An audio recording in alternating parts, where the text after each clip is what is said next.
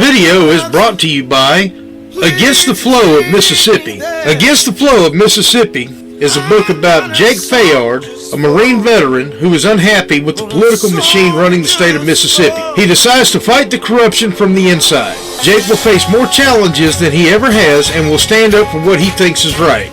His notoriously hot temper will push him to the edge of murder, along with his friend and brother Kobe Barhanovich. Together, they will fight the system and give the power back to the citizens of Mississippi. Against the Flow of Mississippi was written by Anthony Oksenholt and was published by Oksenholt Biloxi Publishing, LLC. A link to the book will be placed in the description below. Sailing Ixalib is one man's journey about rebuilding his 50-year-old sailboat, getting ready to circumnavigate the world. Thank you for joining, and I hope that you enjoy and learn from me, and I hope I can learn from you. Information on the boat: this is a 1974 Coronado Continental Drifters 35 foot, and y'all please like, share, and subscribe. Also, if you like the music, please check out my brother Ben Thompson, Barefoot with a Stetson. All the dance moves your friends can teach. A frozen drink with a straw, an umbrella, or a premium bottle from a nice wine cellar. A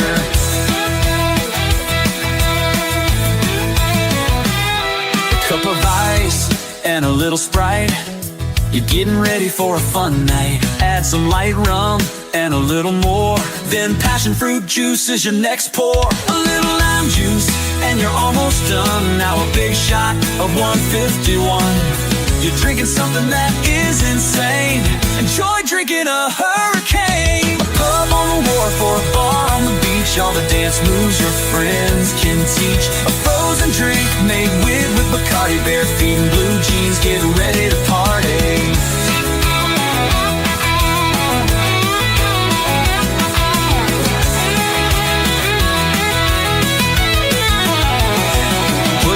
Cherry brandy in a cup, grab some ice and fill it up.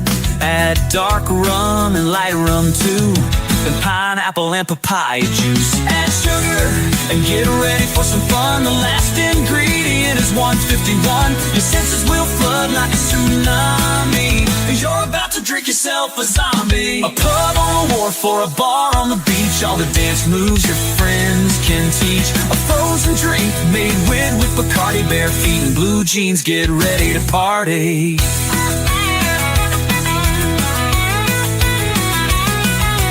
Fun in the sun, party on the pier. There's nothing wrong with ice cold beer. Get a frozen drink made with Bacardi, barefoot with a Stetson and ready to party.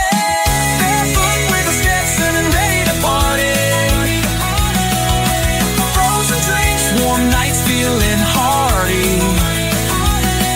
Raise a glass, feel the breeze, and you'll see every sip's a vibe when you're drinking.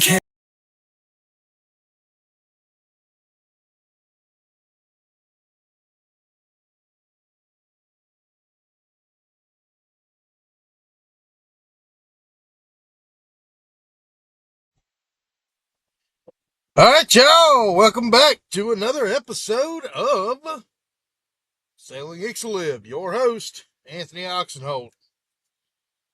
Hope y'all doing well. As you can tell, I'm back in, I don't know what I want to call this. Let's see. I guess I'd call the truck Studio A, the house would be Studio B, and the boat Studio C? That sound right to y'all? I don't know. Shit. I don't even know.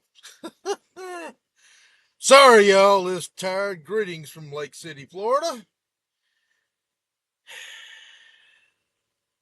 Folks, it's been a hell of a day. I am so glad when I can quit truck driving and just go sailing full time. Don't know what year that'll be, or what century, what decade, but that's the goal. Anyway, we're going to talk about two of my favorite subjects. We'll talk about guns, Blue Water Communications. I'm trying to get this YouTube channel right. I ain't guaranteeing I'm gonna go viral. But if you've seen the sponsor, y'all could definitely feel free to go buy my book. And I figure if I get about 100,000 of y'all to buy my book, I could retire. So y'all be sure to go buy my book. Matter of fact, y'all buy it. Give me a phone call, 228-337-2099, since I'm on the road traveling from sea to shining sea in this great country. The only place I do not go is New York City because my company cannot afford my rates for me to drive this big semi through New York City. If you buy one of my books, I'll autograph it for free. Make me famous, y'all. Anyway, I'd rather be sitting on a boat writing. You never know. I may change genres and become the next Hemingway. I don't know where all this energy's coming from. Maybe it's the caffeine that I've been drinking all day. Oh, Blue Mountain Dew. Highly recommend, especially for the sugar and the ginseng and the high fructose corn syrup and all the stuff that's probably going to kill me in about 10, 20, 30 years. But hey, we're here anyway. Also, by Lucky Strike. Oh, I'm sorry. Was that a violation of YouTube terms of service? I know. Not advertising cigarettes. Don't sue me. All right, that's my attempt at humor anyway. So let's get on with the topic of discussion here. I want to talk about guns first. And then we're going to segue guns into communication. Now, y'all, little background on me for those of y'all that do not know. I am former law enforcement. By law enforcement, I mean corrections. And if those of y'all who say corrections is not law enforcement, I will fight you to the death on it, period. Guaranteed. Y'all may not realize it now, but at one point, as y'all can see by the picture, I was actually a pretty squared away looking dude before the long hair and the long beard.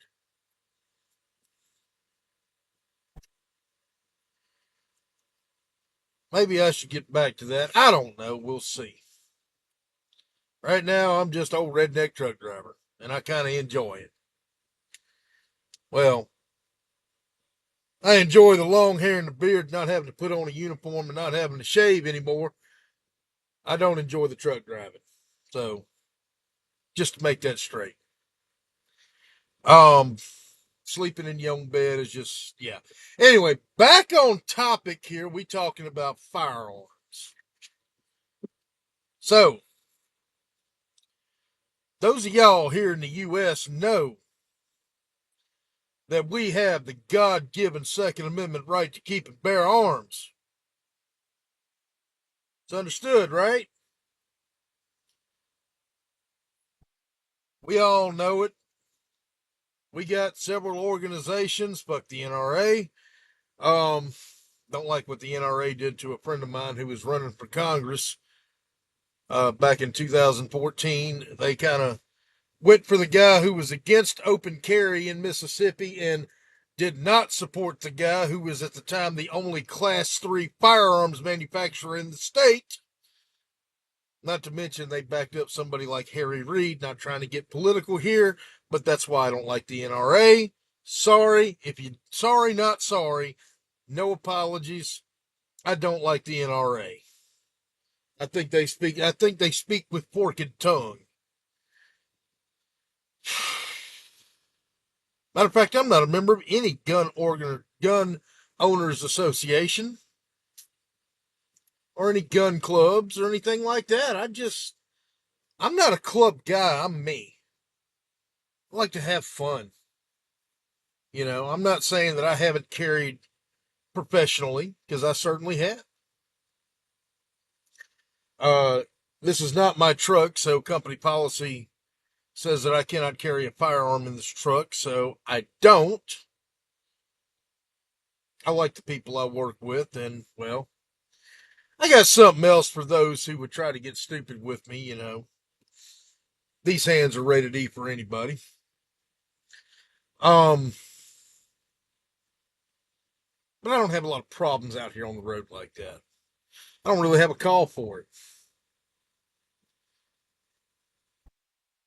And I've been out here on the road I've either been on the road or in transportation or in law enforcement of some variety in my life. One of the two.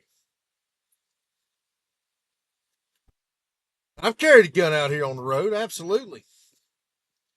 I've 100% carried a firearm out here. I've carried a firearm in 48 states. Y'all can believe that. I've carried a firearm in just about every major city in this country at some point or another in my life. Either in a truck, in my personal vehicle, which is always armed, either on the job doing corrections or doing bail enforcement, as I've done at points in my life, or just for my own personal protection, because why not? I hold a valid Mississippi firearms permit. Mississippi firearms permits reciprocates in about 31 states, I think now. Whereas those of y'all traveling to Mississippi, we accept everybody's. It's a gun culture down here. We expect you to carry. Long as you're legal and long as you're not stupid. Now let's translate this over to sailboats.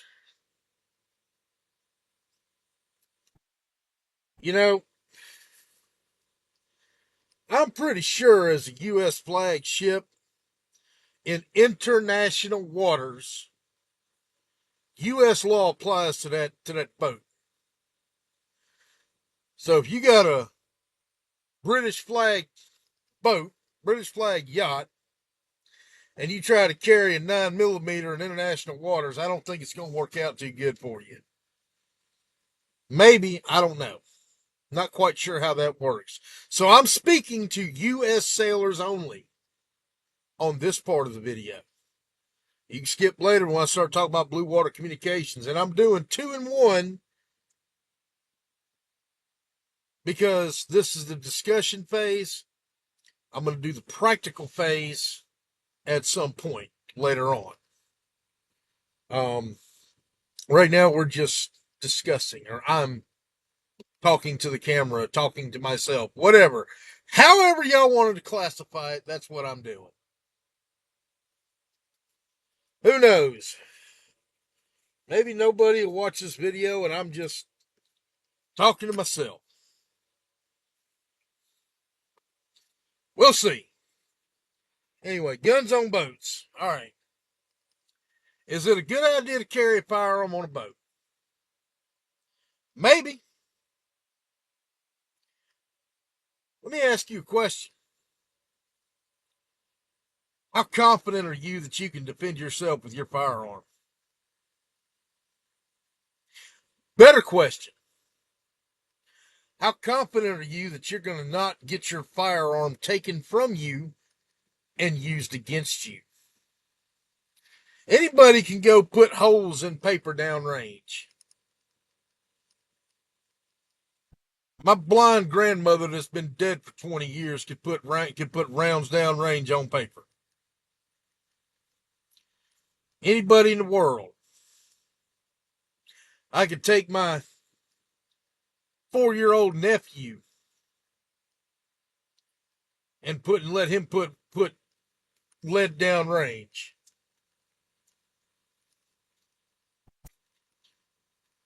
What kind of defense do you know? Well, first off, what kind of storage are you going to have on your boat?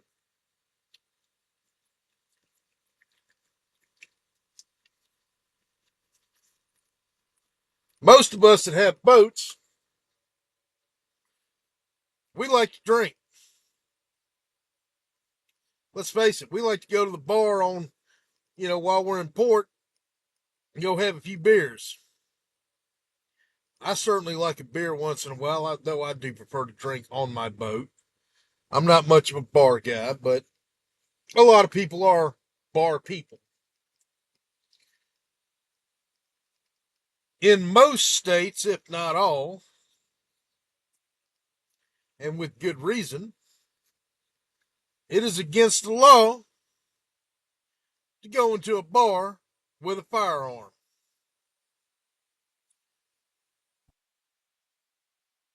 With good reason. Firearms and alcohol don't mix. Me, I don't like dealing with a bunch of drunks. That's why I drink alone or drink by myself or drink at home. Maybe with a small group of friends. Maybe at somebody else's house, as long as the crowd is small. I don't like a big crowd. But you get somebody, even if it's a bunch of cool people at the bar, there's always that one dumbass. Can we agree? And I don't want somebody pulling a Curly Bill Brocious and just trying to shoot the moon with their 9mm. If you ever seen the movie Tombstone, you'll know what I mean. And he wasn't using a 9mm, obviously, in that movie. But 9mm is pretty, contemporary. A lot of people carry them. So you get Mr. Dumbass drunk trying to be Curly Bill Brocious, pulls his Glock 19 out, and just pop, pop, pop, pop, pop, starts shooting. Good reason why alcohol and guns don't mix, can we all agree? So, being that these laws are in place to try to protect people from being stupid, and again, I agree, there's good reason for it. Where are you going to store your firearm while you at port? You got a gun locker on your boat? I would venture to say that most of y'all do not have a gun locker on your boat to keep your firearms secure. Most of y'all probably don't have a really good way to secure your companionway.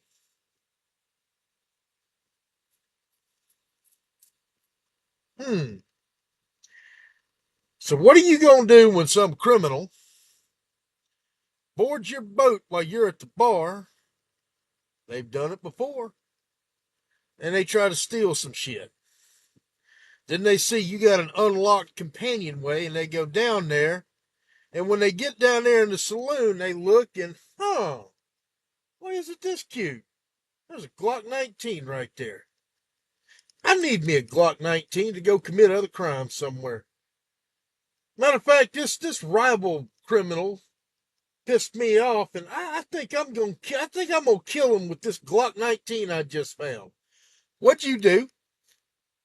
You just handed a criminal a murder weapon. If you're like most responsible people, you probably bought your gun through an FFL, and regardless that most states do not have gun registration, when you bought your firearm from an FFL,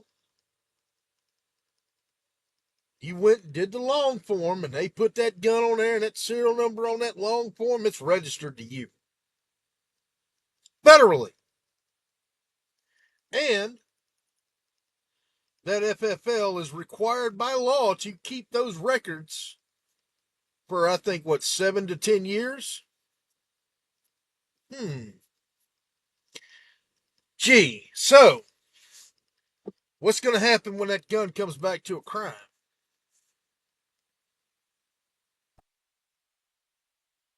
You're going to get some very unpleasant times ahead of you.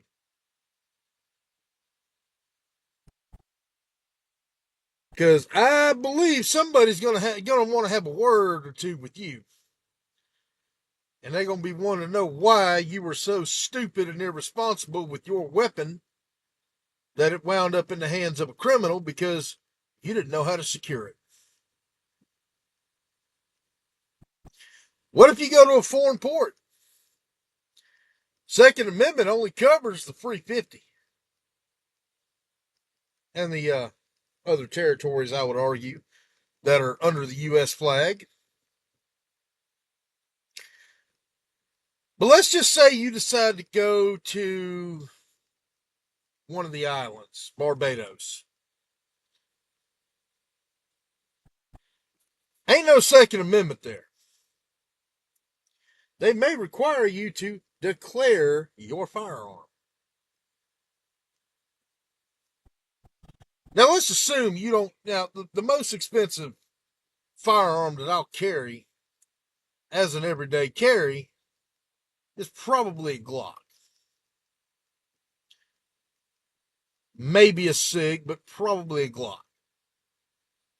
I think $500-600 is plenty enough money to risk. It's good enough gun to do what I want.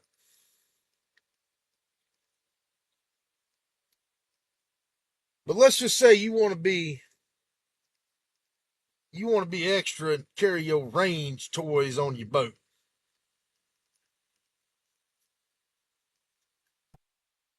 And you'll have your Dan Wesson 1911 with you. You're not going to get an argument out of me. And 1911's a nice gun, and Dan Wessons are very nice guns. What does a Dan Wesson 1911 go? About 2,500? Damn, that's the price of about 5 Glocks. But you go take this nice Dan Wesson 1911 and you hand it over to that customs agent. What's the chances you might not get that gun back? Pretty good, I'd say. Banana Republics. And I'm not picking on Barbados. I'm not saying Barbados is corrupt or not. I have friends from Barbados. I'm using that as an example of a small country that kind of pretty well does whatever they want to do. They're independent to do that.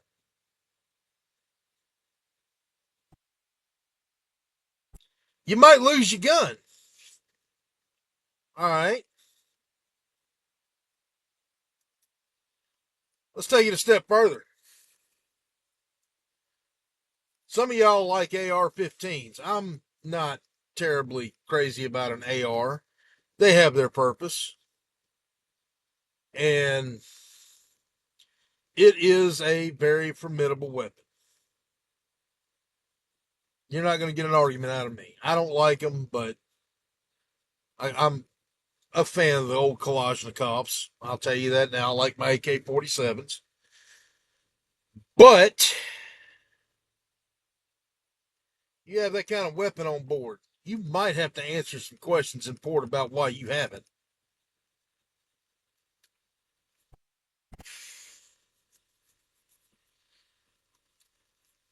About How about when to use your firearm? Any of y'all taking a course on when to use it? Because, civilians can be guilty of using excessive force. Your Glock 19 holds 15 rounds. You can get bigger magazines for it. But from the box, you get 3 15-round magazines and a Glock 19. Wonder how I know that. Oh, yeah, I got one.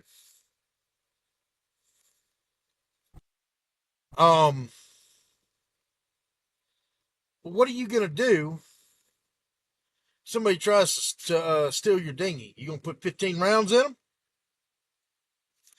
Bam, bam, bam, bam, bam, bam, bam. Bam, bam, bam, bam, bam. Come on now. You going to do that?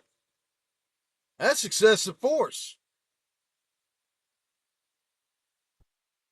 just because you mag dump down range to show out that you can, rapid fire your Glock, and it will rapid fire. God forbid it's a class 3 weapon with a Glock switch in it.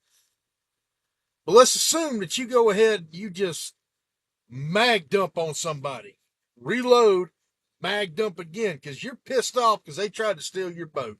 They tried to steal your dinghy. Is that reasonable or prudent? No. Absolutely not. It may make you feel good, and I certainly don't hold on, don't hold with a thief. I may want to do the same thing. Man, that Steven motherfucker, let me just go ahead and just kill that sumbitch. Let me put 15 rounds in his ass. That'll show the next guy. No. Only thing it's going to show is going to show you what prison looks like. Let me tell y'all something. I've been in prison. I worked there.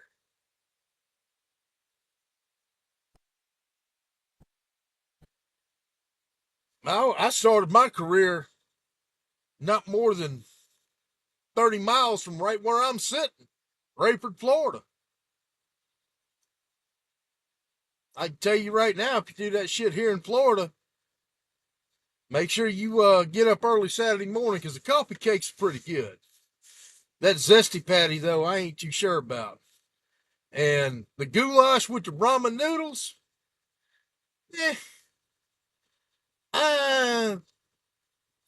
looks like you'll be shitting for about half the day, but hey, go ahead. They'll lay it out on the card table in the day room. Go right on ahead.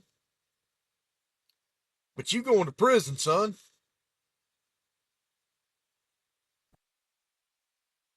Was it worth it?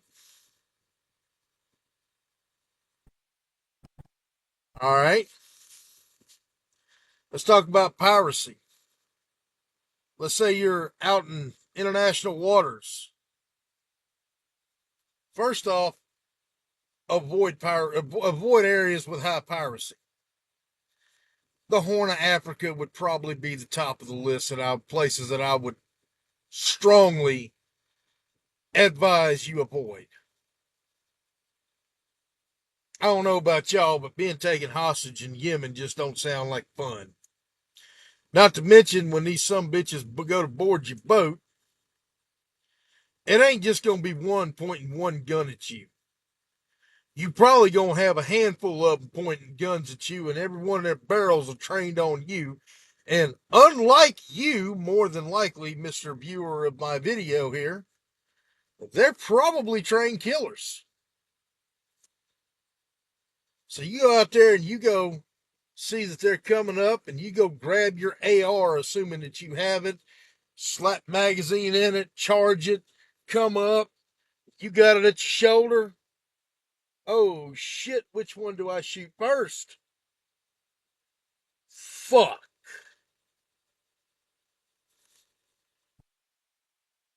Oops. My bad.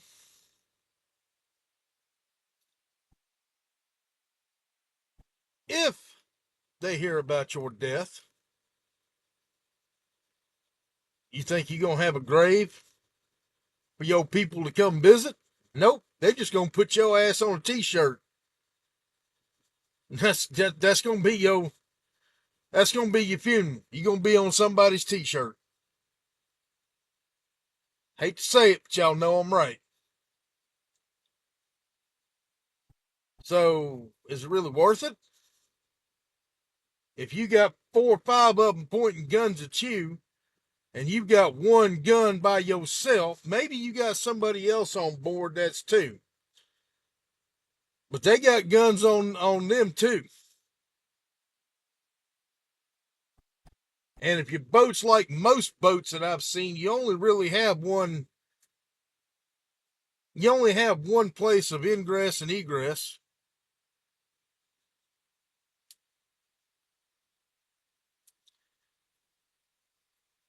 You go up and down that companionway, that's probably where are they going to be aiming? Because that's where you coming from. Is it worth getting killed? I don't know. In that kind of situation, what I've seen some of them people do, you might be better off dead. Hate to say it, it's the truth. I'm all about truth. But I can guarantee you this, if you come out pointing guns, you're probably gonna go meet whatever god of your choice is available. You going somewhere.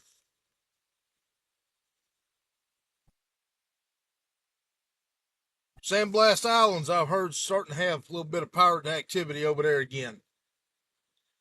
Sandblast is a very popular spot on your way to the Panama Canal.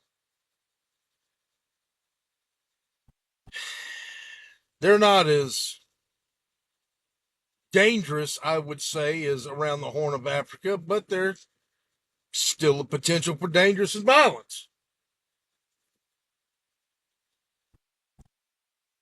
You think they're going to be unarmed? Always remember, people, they didn't stop making guns when they made yours.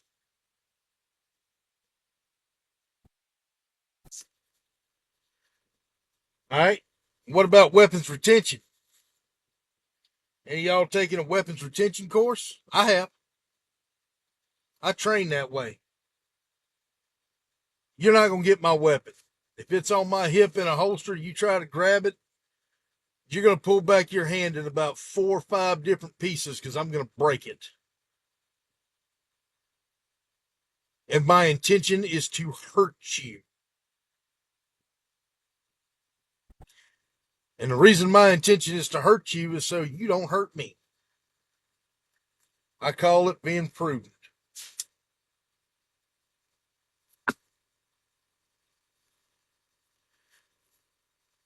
You know what I'd take over a firearm on a boat?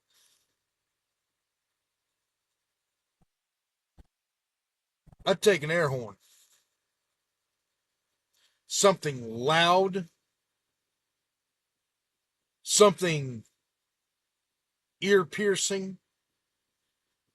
The higher pitch, the better.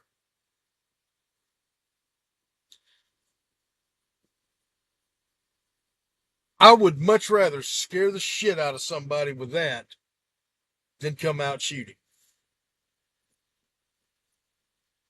Or use it in addition with a gun if I had it and knew I was in the right, knew I was legal by whatever country I was in, whatever, wherever I was. I'm 100% in favor of using an air horn to scare the shit out of somebody. 100%.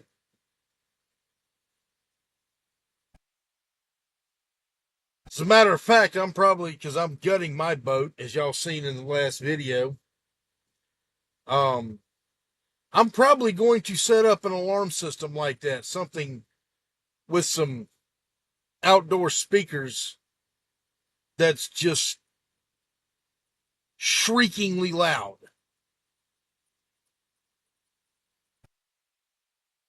With several places that I can set that off.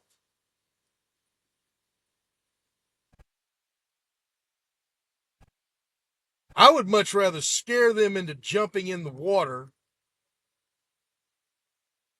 and I don't have to resort to violence. That's a great alarm system to me.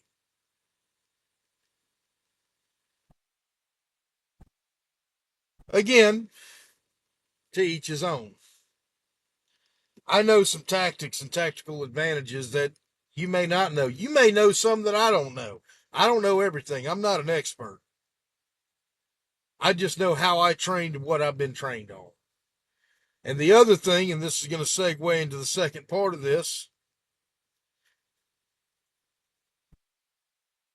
is what do you do next?